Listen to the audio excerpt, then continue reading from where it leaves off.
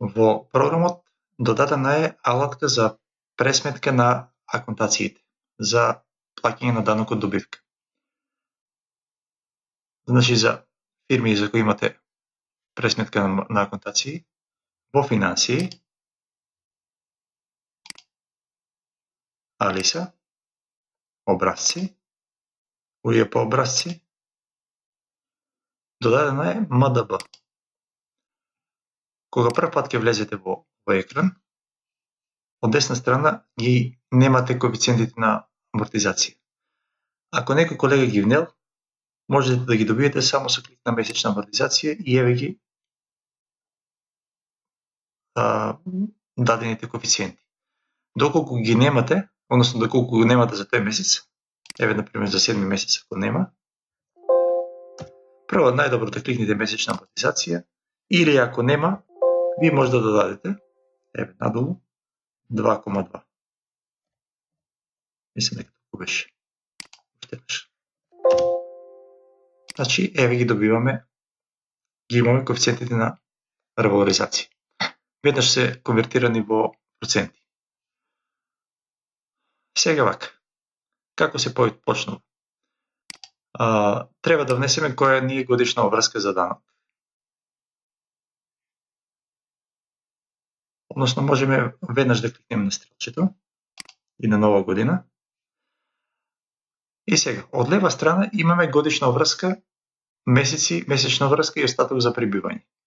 За први месец се префрлуваат обврските од претходната година. Например, претходната година, ако сме имале месечна обврска од 5000, ќе кликнем на стрелчето, веднаш се врши пресметка за првиот месец. Нема потреба на стрелчето. Значи, 103% по 5000 од претходната година е за обврската за јануари. За следните месеци ќе ни треба годишната обврска за оваа година, например 12.000, месеци 12 се добива поделено 12 на по 1000 денари. Ајде ќе ја зголемиме, 120.000, веќе добиваме 10.000 денари. Тие 10.000 денари се множат по коефициентите и се добиват месечните месечните обврски за плаќање. Кога имаме, например, за 8 месец, само ќе додадеме овде ќе активираме 8 месец и ќе кликнеме на стрелчето, автоматски ќе се пресмета и за 8 месец колку ни е пресметената обврска. Ако имаме за пребивање од претходната година, например, ако имаме, например, 28.000